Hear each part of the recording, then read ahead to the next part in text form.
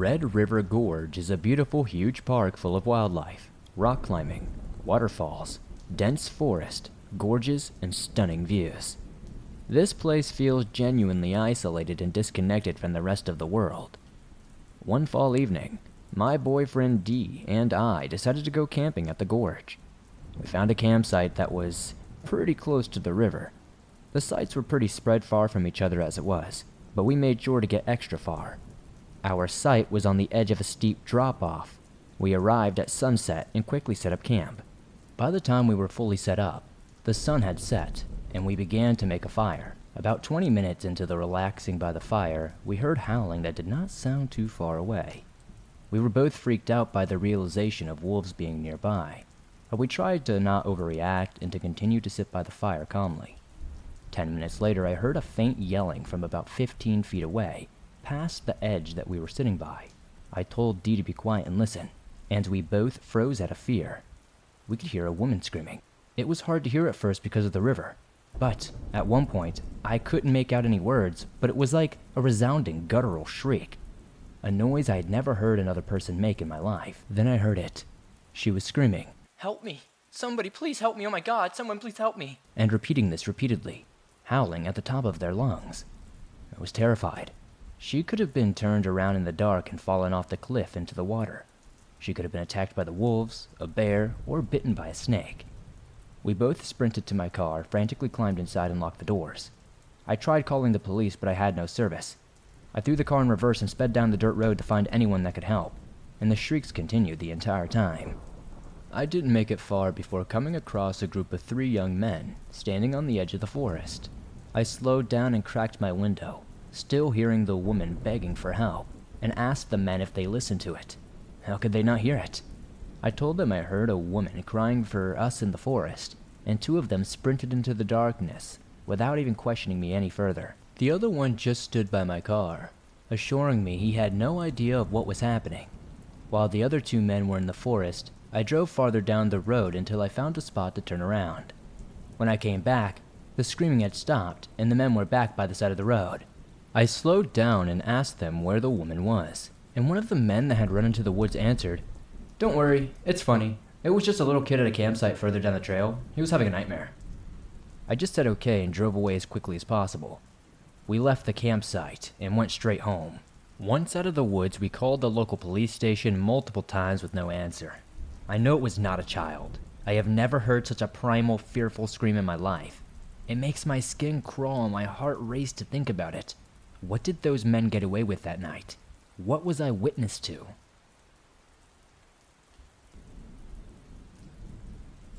Hello, Swamp Dweller. My name is Alex, and I was born and raised in Iowa. I'm 36 years old, and I love your channel. Now, as for my story, I can't even call it my story per se. I'd be surprised if no one else has submitted this locally well-known legend, if you will, about Matsell Bridge. It is in rural Lynn County, Iowa, about 15-minute drive down some back gravel roads from where I live. It is prevalent and well-known. It's been told over many generations. There is, allegedly, a haunting at this bridge. Sounds stupid, I know, but it's just a very well-known story. No matter who tells it, or what age or social status, it is always told the same way with the exact details. No joke. I'm never into this type of stuff, yet it intrigues me due to my own experience. The creepy legend of this old metal bridge that spans the Wapsiminnican River. Legend says, if you stop your vehicle on it, no matter the direction you are driving, something pushes your vehicle the rest of the way across until you are wholly and safely across. Allegedly due to a school bus that was supposed to have crashed or gone off said bridge into the river many years ago. The bridge is 100 years old. It's an old-school, lane-style metal frame bridge that only exists in the Iowa gravel boonies, as we call it. I always called BS on these stories. It's not even scary, until you live it firsthand. It was a snowy Iowa winter's night, black only interrupted by the snow itself, but it was not windy out this night. We stopped my 2001 Pontiac Sunfire and turned off the engine, in the cold, silent night. I kid you not, an invisible entity pushed us slowly across the bridge. I say go because my girlfriend Megan, nor my best friend Floyd, exited by car. I say ghost because my girlfriend Megan, nor my best friend Floyd, exited the car. Yet when we left miles down the road due to us freaking out, there were child-sized handprints all over my car's back window, bumper, and tailgates. They were all different sizes but small enough to be children's handprints, pushing my car. I don't know how to describe this other than, well, I can't. But I would like to thank these good kids for looking out for our safety, as that's why they do this. So other bridge crossers don't meet a fate like they suffered on that same bridge. A strange local myth, but as a sane 36-year-old man with a family, I'm telling you, it's 100% true. And cool in my opinion. I hope you find this worth sharing with the swamp as it is. Thanks, Swamp Dweller. Keep informing people and keep the people safe.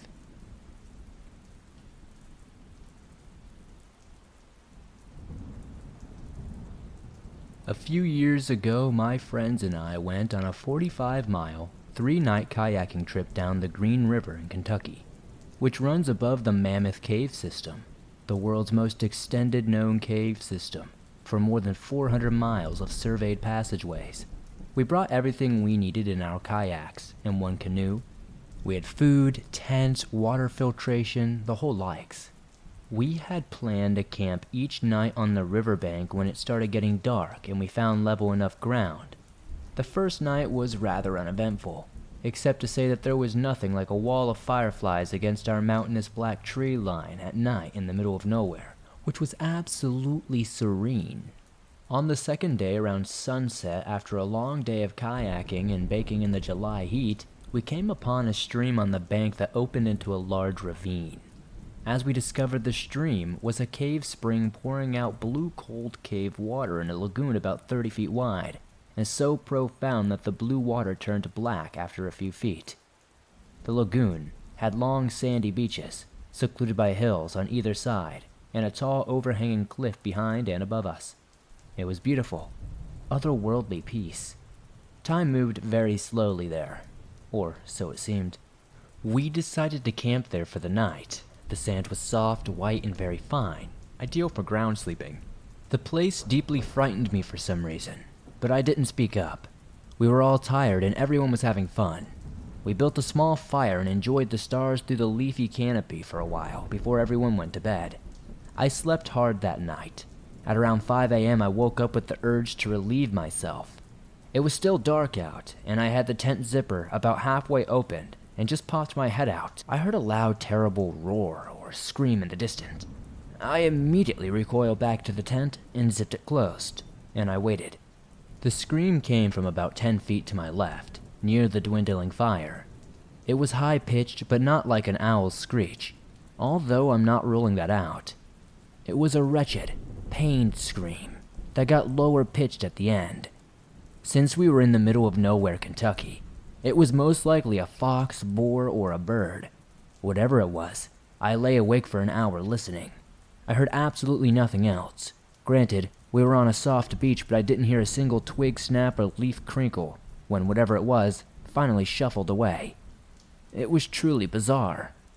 I should mention at this time that up the beach and off to the lagoon was a small dry cave opening. It was maybe 3 feet wide. I cannot say with any certainty that it was not some ancient, cave-dwelling creature that surfaced to investigate our camp. I somehow fell back asleep and awoke the following day shaken. I asked if my friends had heard the terrible scream, but apparently no one had. We pressed down the Green River some more. On the third night at dusk, we came upon a large rocky beach. We pulled our boats ashore and decided this would have to do, as we didn't want to go any further down and risk being stuck on the water at dark. This rocky beach was where the river split in two, and in the middle formed a collection of pale rocks, tall grass, and dried out wood. A lonely pile of muck the size of a football field. The landmass was covered in jumping sand spiders and tiny frogs. Again, otherworldly. We set up camp, ate, and we all went to bed around the same time.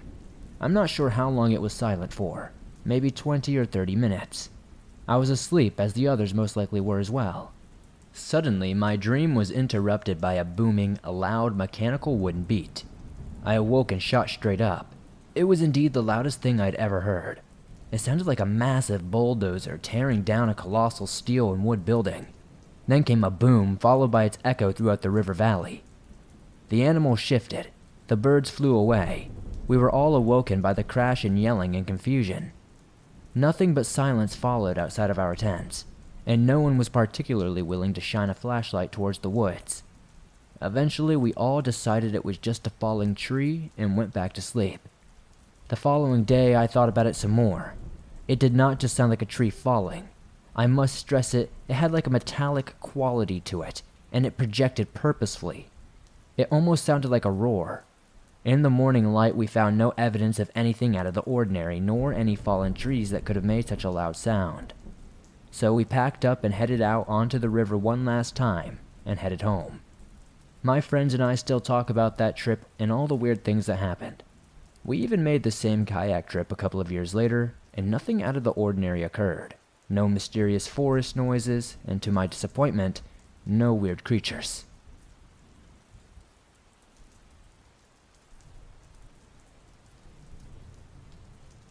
In 2012, when I was 17, my friend and I decided to go running along the river in Sacramento, California. It was a beautiful afternoon, and we decided that we would run along the portion of the river that was denser with trees and bushes and explore the area. After jogging for about 2 miles along the path, we decided to enter the trees and walk through the heavily forested portion. Only about 20 yards into the heavily wooded walk, things became creepy, very fast. My eye catches something in the tree, and I insist to my friend that we should check it out. As we make our way over to the tree, I realize it's a hand-carved, painted wooden chicken figure that had been nailed to the branch above the trunk. As we look at the tree, we notice a tent structure to our left that has been built from various tarps and other cloth-like items. At this point, we realize that someone occupies this place. A chill runs down my spine, and our instincts tell us that we should leave as soon as possible. We immediately decide to walk back to the path through the trees we came from. We get back on the trail out of the trees and head back to our car a few miles back from where we started. As we walk back, my friend feels a presence behind us and proceeds to turn around to check. Now I'm still looking forward to the path ahead of us. Immediately as my friend turns around, he yells, and I turn my head to see what is behind us. Roughly about 15 feet behind us is a figure wearing a black hoodie with the hood positioned so the face is shadowed, and has a large machete in their hand. As I look down at the arms of the person, I can tell that this guy has been out here for quite some time. I'd have to estimate there were at least 10 inches on that blade sticking out of the sleeve. The hand was not visible though, so the blade could have been much longer. Our adrenaline immediately kicked in, and we sprinted as fast as we could to get away. After running for a few minutes, we saw that this person had eventually gave up and ran back into the trees, but he followed us for at least 200 to 300 feet minimum. When we got back to our car, we called the police and they searched the area for the man. To this day, we talk about this story. I'm unsure if the police ever found him, or whatever came of that guy, but we never hiked on the river in those woods again.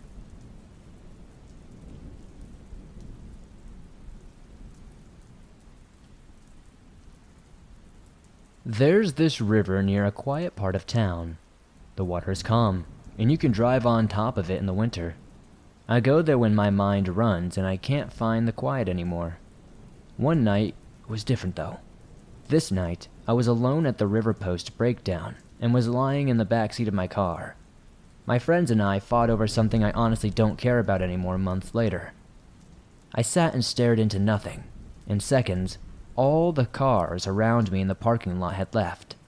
No warning or noise. They were just gone. I sat up and looked around. The smell from outside was almost painful, sour, and chemical. Like that smell you'd get in high school chemistry when you didn't listen to your teacher and put your nose in the beaker. I looked at the once clear water, which had turned rusted and wasted. The cars had somehow gotten across the river to the forest, and all the people stood there staring at me. They didn't move. They barely even breathed. They just stood there. I didn't leave my car, too afraid at this point, but I did try to turn it on and leave. It was stalling repeatedly. I went to start it. I had gotten the check engine light of my car. In a panic, I checked out my info chart and saw what was wrong because I didn't trust the outside. Nothing. No flat tire, no issues with my battery, not even an oil change. Surprisingly, I reached in the back of my car for my phone, and it was working. Message after message started sending. All unknown numbers, all telling me repeatedly that I need to get out. I looked out my window again and jumped back. All the people were now standing in a circle around my car with phones in hand. I realized I had been crying at this point and rapidly tried to start my car. It took me 5 minutes before I gave up and crawled into my back seat sobbing. I'm not sure how long I was back there, but I noticed the smell was gone and heard people talking outside my car. I sat up and saw all the same people in their cars. The water was evident again. I have no idea how to explain this experience. I still go there, but not at night. I'm still unsure what happened, if it even happened. But knowing me, it probably didn't, and I probably entered some sort of psychosis. But it was still terrifying. I haven't told anyone before now, because I don't want people to judge me. Like I said, I don't know what happened. I don't know if anyone else has had to deal with this, and deep down, I crave knowledge. Hopefully, somebody listening to this might have an idea of what I experienced out there.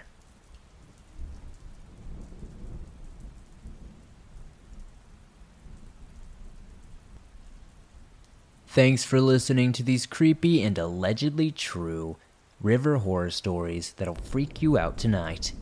If you enjoyed these stories, please be sure to hit that like button as it helps me out a ton. The more likes this episode gets, the more YouTube promotes it in the algorithm, and that's very, very helpful. If you're listening to this on Apple Podcast or Spotify, please be sure to give us a 5-star rating over there as it helps the show grow on those platforms. If you're new to the swamp, why not join us? Hit that subscribe button and turn on notifications to never miss a new episode, as I upload them almost every single day on all things natural and supernatural. If you have a story that you would like to share in a future episode, whether it's a river story or something different, be sure to submit your story at swampdweller.net or the email you can find in the description down below. I'd love to share your story with everyone here in the swamp. It's stories like yours that help keep this show going on a daily basis.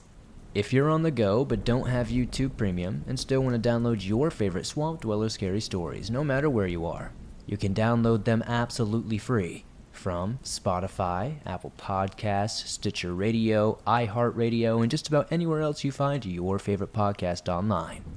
If you'd like to support the swamp outside of that, maybe check out the merch store. I've got t-shirts, hoodies, hats, and more. I'd love to see you guys wearing some cool swamp merch. Be sure to join me over on Instagram, Facebook, and Twitter. Don't forget to join me in the Discord with the other swamp dwellers so we can chat. And let me know in the comments down below what story tonight was your favorite. I'd love to get a discussion going. I'll see you all soon with another creepy episode. Hello, Swamp Dweller. My name is Tristan. I'm a female, and when this took place, I was 16 years old. Before we get into this, let me tell you a little bit about myself. I'm incredibly superstitious and incredibly spiritual. I have a long history with the supernatural, starting at a very young age. Well, with that said, let's dive right in. This all took place in late winter on a reservation in northern Nevada, so don't think of cacti and sand when picturing this place. Imagine more mountains, snow, and a lot of sagebrushes. My best friend Courtney had invited my brother, Austin, and myself out to move cattle from one field to another and maybe explore a little bit. Get some roping practice in while we were at it too. So, early on Saturday morning, we hooked up to the trailer, loaded horses, and spent the weekend doing what we loved most. We got out to the ranch at about 6 a.m., got the horses saddled and ready to go. But my mare seemed incredibly on edge upon our arrival. She's typically pretty even-tempered, although she's got a bad attitude. She'll always do what's asked. We started our morning by moving all the pregnant mamas to a field closer to the barn.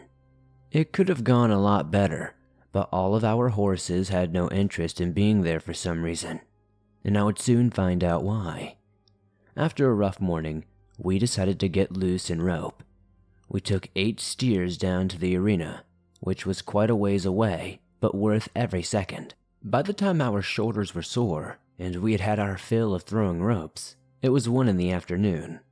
The arena we were at was about half a mile from a river that just so happened to have an abandoned church with a rather dark past on its other side. The detail will be more important later, but keep it in mind. As I had said before, I'm a very spiritual person, and so is Courtney. Before coming out, we had prepared some stuff for our horses. For my mare and Courtney's, I had taken rosemary, lavender, and made a tea. I soaked strips of yellow ribbon, naturally leaving it overnight, and set it out under a full moon. I also had my salt that I gathered myself in the salt flats of Utah, charcoal, and eggshells ground into a fine powder. I used this to draw protective residuals on my horse, as if the ribbon braided into her mane and tail wasn't enough. Call me paranoid, but I had spent enough time on reservations and the woods to know that spooky things and evil spirits prowl everywhere. I want to clarify, we did not do this for Austin's horse. Being the religious individual he is, he told us, there was absolutely no way we were putting any of that witchy mumbo-jumbo on his horse. With the actual work being done and practice finished, we wanted to explore the area. It was a wonderful place with frost-covered trees and practically untouched snow. We wanted to see every inch of it. There was a trail that ran alongside the mountain we thought would be a perfect one to go explore, so we could get an overlook of the area and maybe a few cool pictures for Instagram. You had to go over the river's bridge, past the church, and go up the roadways to get to this trail. So we hopped back on and headed that way. This is where it starts to get complicated. I had said the horses were a handful already. Little did I know they had a lot more in store for us. Approaching the river, Courtney's little red mare went ballistic, refusing to go even one step closer to the water. It kept backing up to the tree line. I looked to my left to see Austin having his rodeo. He wasn't a stranger to it, thankfully enough. Rebel, his horse, was a half-crazy, off-track thoroughbred he repurchased 4 months from a kill. I wanted to help, but it wasn't easy, considering the road was iced over, and I didn't feel like hitting the ground myself. Amid the mild chaos, I caught the faintest smell of rotting flesh. Incredibly odd, considering everything is frozen, but that didn't occur to me until much later. I figured that smell was the reason for the horse's outburst, so we turned back and headed back to the area where the arena was. We were all a bit mad at the situation and agreed to call it a day. The plan was for the horses to stay here for the night. We 3 stay over at Courtney's and return for them in the morning. Simple enough, right? So we got everyone settled for the night. Water, food, and because I have trust issues, I always padlock the gate to my horse corral. Courtney's dad had come out to pick us up and we all went to our family friend's house for dinner. His name was Ellis, and he was a great cook. Over dinner, we discussed our day and our troubles at the river. Austin explained most of that story, but Ellis became unsettled when I chimed in with the detail about that nasty smell. He went on to tell me the lore about the area and exactly what had happened at the abandoned church so many years ago. Courtney and I were utterly immersed. Austin not so much. He thought it was hogwash, so he stepped out to the front porch to call his girlfriend.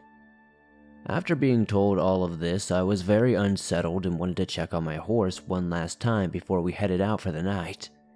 I asked Courtney's dad if I could borrow his truck to drive the mile down the road. Without hesitation, he tossed me the keys and said, "Don't wreck it or you'll be walking back to my house." I laughed and went to walk out. Ellis nearly flipped his chair. He jumped up so fast. "Young lady, you think you're going out there alone?" I sheepishly replied. "Well, yes sir, it's just down the road." He refused to allow it, so I threw my hat at Courtney and said, "Pitter-patter, our ponies are waiting." Walking out the door, we saw Austin sitting on the porch swing, whistling a tune, and I snapped at him instead, aggressively telling him, "Are you stupid? Whistling at night? You know what that invites." Frustrated, he stood up and rolled his eyes, telling us, "You know you're only freaking yourselves out with that stuff. It's not real." I chuckled at him and told him, "You say that now, until someday my silly little rocks and plants are the only thing keeping you safe from the monsters under your bed." He walked back inside with another roll of his eyes. Courtney took the driver's seat, so I hopped into the passenger seat of her dad's blue F-250. After dark, the temperature had dropped dramatically, making the rough dirt road an ice rink. We could go no more than 5 miles per hour. We didn't care too much though. It just gave us more time to sing along to the radio. Being 16-year-old drivers, we sped up too much and got the truck sideways. Finally coming to a stop, we had slid right in front of the church in that old set of creepy woods. Dramatic, I know, but you can't make this stuff up. Laughing that we nearly wrecked the truck when Courtney's dad had joked about it just a few minutes before, we let the vehicle idle for just a minute while we gathered our composure. We were in the middle of the road, sure, but we were in the middle of nowhere, surrounded by trees and a creepy church. What more could go wrong? We had the high beams on, and I'm not entirely sure what compelled me to do it. But I found my eyes wandering toward the church. Nothing was all too exciting until I could see what almost looked like a pair of red eyes. Not the bright, menacing red most people would describe. The only way I can describe it is it was almost a deep auburn color and it wasn't glowing, just simple red eyes staring right through me. They were so high up too. I tried to rationalize. Maybe it's a mountain lion in a tree or a weird big elk. I can't see it all that well. I can't see it. My forgetful self once again forgetting my glasses. That's when I smelt it again. That terrible, awful, rotten meat smell. I stared intently, trying to make anything out. I nearly launched Courtney back into her seat and told her to hurry up. I needed to make sure my baby was okay. She must have seen the same thing I did because she had lost all color in her face. She stomped on the gas, but nothing was happening. Just as I was about to tell her to stop, the truck launched forward and smacked my forehead against the dash, enough to hurt but nothing more. I gave my friend a sarcastic, "Ouch," followed by a well-deserved eye roll that would have put Austin to shame. We finally pull into the arena parking lot to find our horses unhurt but completely freaked out. None of them had touched their food, all drenched in sweat. They looked like they had walked out of a horror movie. I was completely uncomfortable with the situation, and I didn't want to leave them there overnight. But it was late, and not to mention I was in the middle of the woods with icy roads, and to get a trailer out there would be a nightmare. I'm not sure where I gathered the courage, but I jumped out of the truck and ran to my horse. I tried my absolute best to calm her down, kissed her, told her how sorry I was and promised to get her as soon as the sun came up. Then I took off my obsidian necklace and tied it to her ribbon that I had braided into her mane that morning.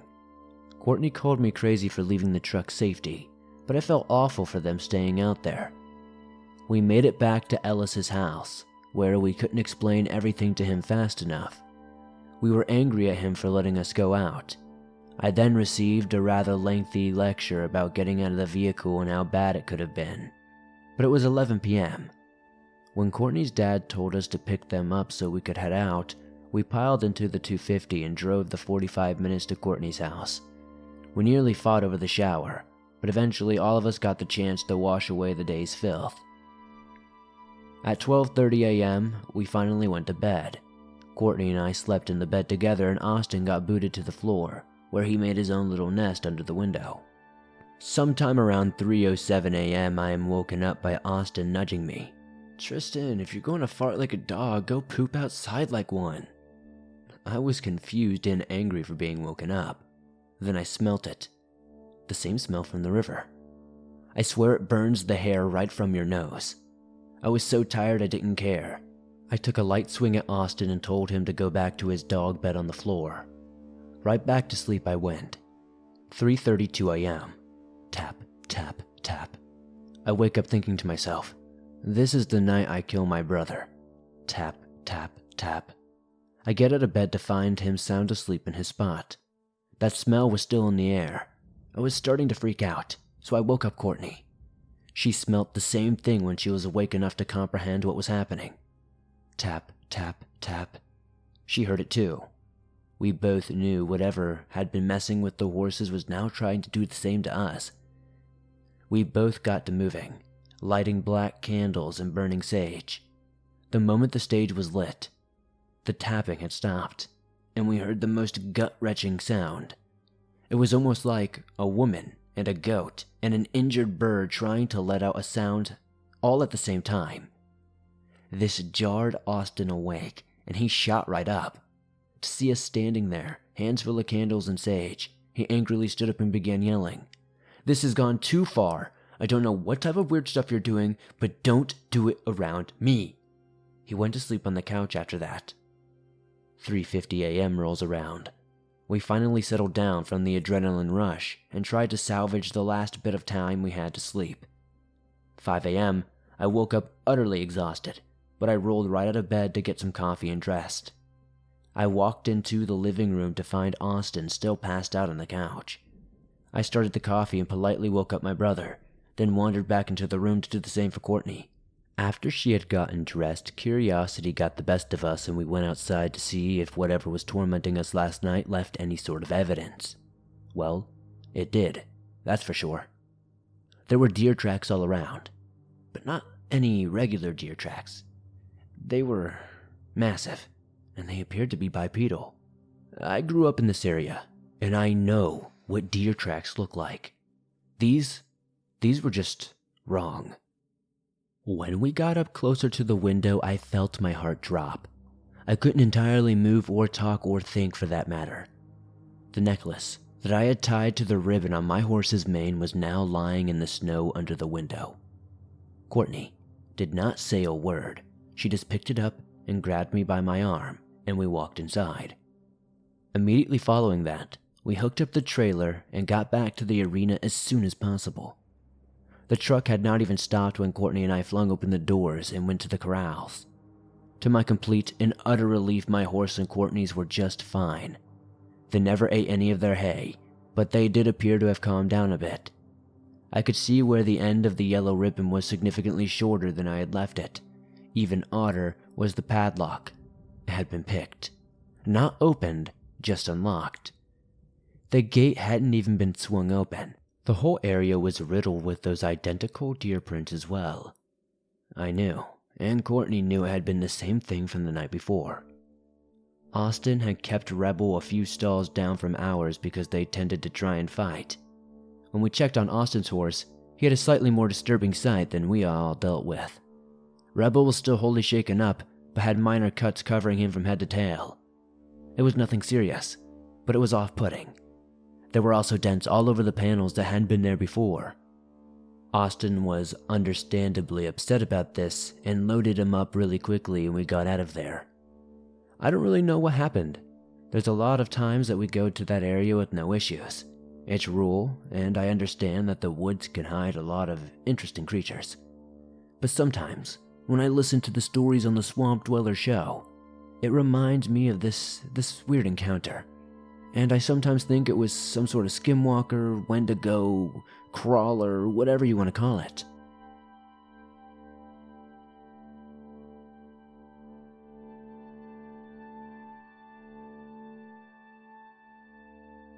So I've been listening for a while now to Swamp Dweller, as well as others, to see if anyone has had a similar experience.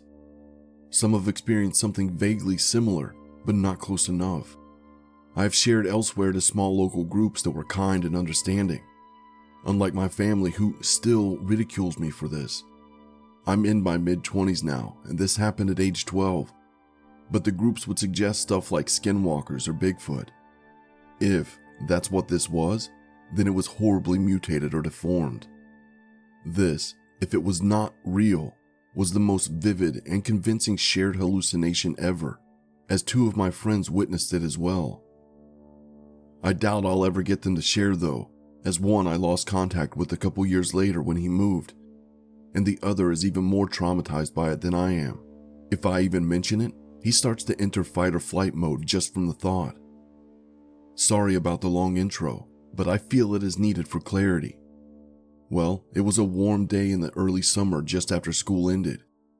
My two friends and I were riding bikes just outside of town, kind of just exploring, when we came across a house that seemed clearly abandoned, yet still looked new. We thought briefly that maybe it wasn't actually abandoned, but after a while, we knew for sure it wasn't lived in, so we decided to check it out. It was actually very creepy to me. It was in excellent condition, but was totally empty of anything that wasn't built in. Although there were also burnt and illicit drawings and movie cases, which my friends became preoccupied with, like it was a jigsaw puzzle. I was really weirded out with the whole deal, so I decided to go for a walk in the woods out back. Right outside was an old school silver bullet style trailer. Not sure if you'll know what I mean, but that's how I know to describe them. I opened the door, and it was absolutely full of all the missing household items, as if they planned to return for it but never did. It didn't seem that old, just had some slight dust gathering. Even more uncomfortable, I walked into the woods, as nature is very calming to me and I felt I needed to chill out. But this was very creepy to me too, so I walked for less than a minute. Then, out of nowhere, I felt extremely dazed and my vision became blurry. I can't tell what's what. Everything blended together. I'm not sure why I didn't stop. I just kept walking. After a while, not sure how long, everything clears up, and I'm beside a freshly built looking barn. There seemed to be no real way for anything to get to this barn besides walking up, which confused me, as typically, a barn would need some kind of vehicle access to. So I decided to look inside, and as soon as I turn in the doorway, I'm greeted by the sight of a horse lying on its side, with this creature hunched over it. It stands on two human-like legs, except they were as big as smaller tree trunks, maybe 7 or 8 inches around, and its legs ended in stumps like an elephant. It was huge, towering above my dad's height of 6'6", and I stood there for a minute in pure terror, looking at this thing in broad daylight. Its shape was mostly human, as I said, but it was hairless and had very light gray, very wrinkly, saggy skin. Its face lacked any features that a face normally has, besides 2 tiny black pinpricks that must have been eyes.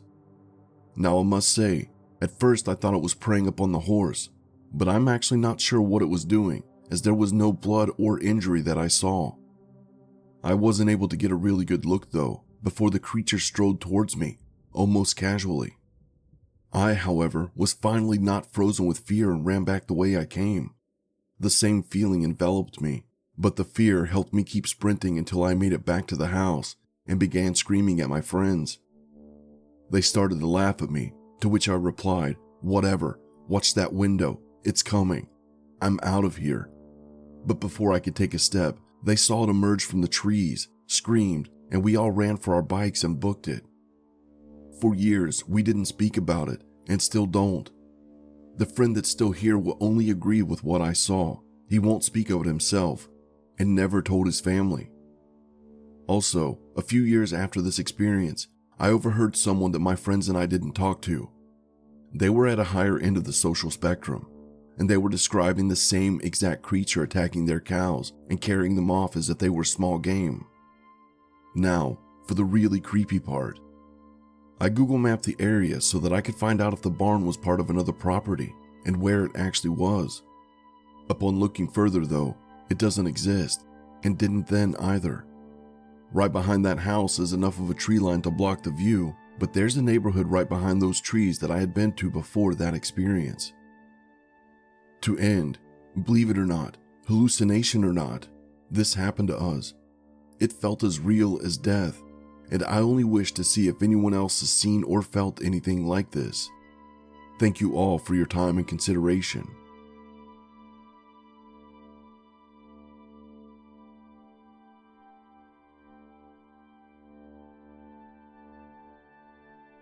This happened fairly recently. There is a conservation area that I used to like to walk in regularly.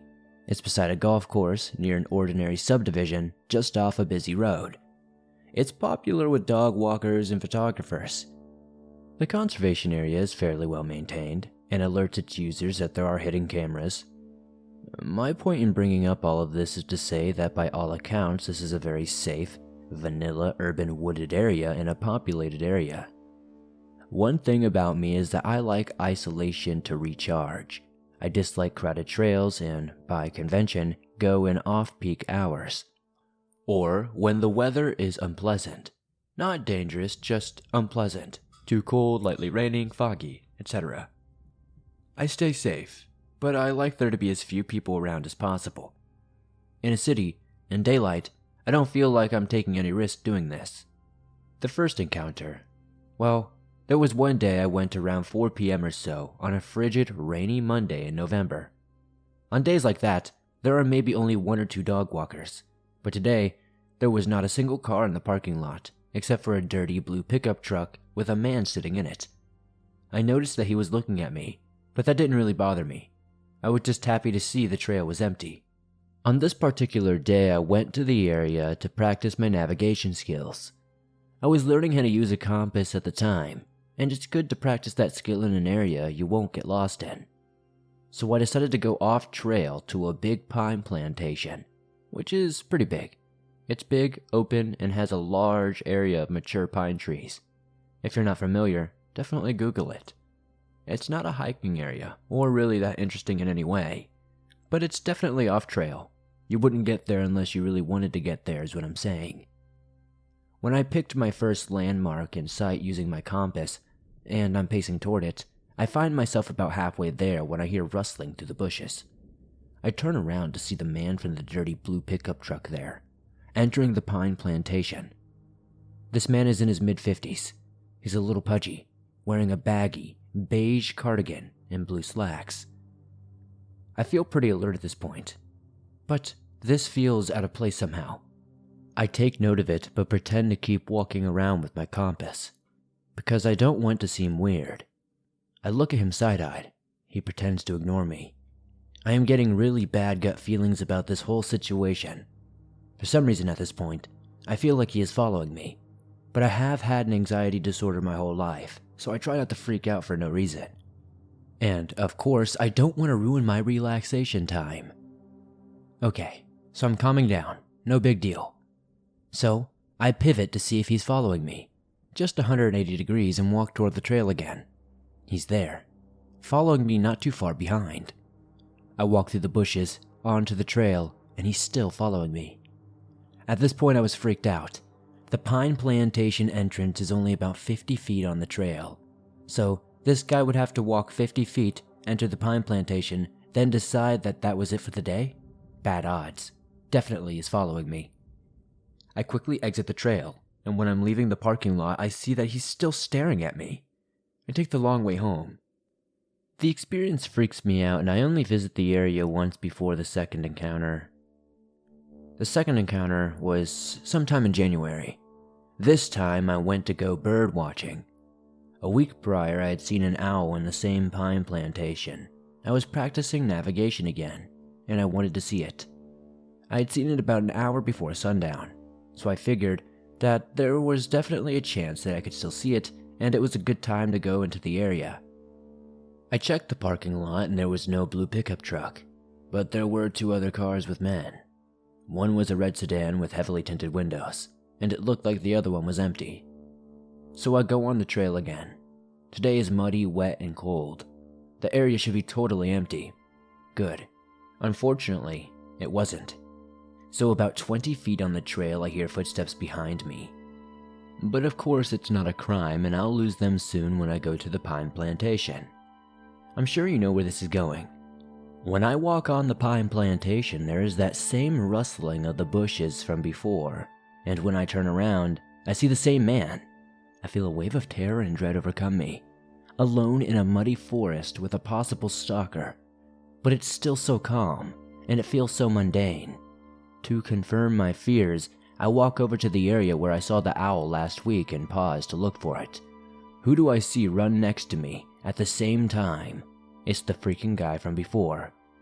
I am terrified at this point, and every part of me is screaming to run, so I walk as fast as I can to the trail again. I pass some other random guy in the same pine plantation and smile at him, and just totally on autopilot, he smiles back. It wasn't until I was in the parking lot that I get freaked out because there was a second person in the same pine plantation. Could they have been connected somehow? I stop briefly in the parking lot and take out a small notepad to quickly write down the license plate of the 2 cars. This gives the original man time to catch up to me in the parking lot. I am booking it out on foot out of the parking lot and he yells towards me, "Can I give you a ride?" And I just shake my head and keep walking. As I walk away, he begins to follow me in his car. He waits at the intersection to see which direction I'm going in, and I decide to walk in a busy park to lose him. He pulls into a nearby hidden driveway and stares at me, and takes out his phone and presumably takes a picture of me.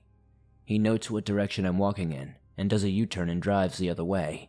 I of course took the long way home, filled out a police report, and the police opened up an investigation. I have not gone back to that conservation area since, and also I've lost my solidarity and love for the woods. This experience has definitely left me with an ongoing nervousness about being alone. Doubly more because I do not know who the second guy is. I walked by him so quickly I didn't really get much more than that he was mid-50s, had glasses, and was bald. The police unfortunately told me there's nothing they can really do at this point, so the best I can do is stay vigilant and try to not let it freak me out so much. Unfortunately, this has totally ruined my love for going out into the wilderness alone,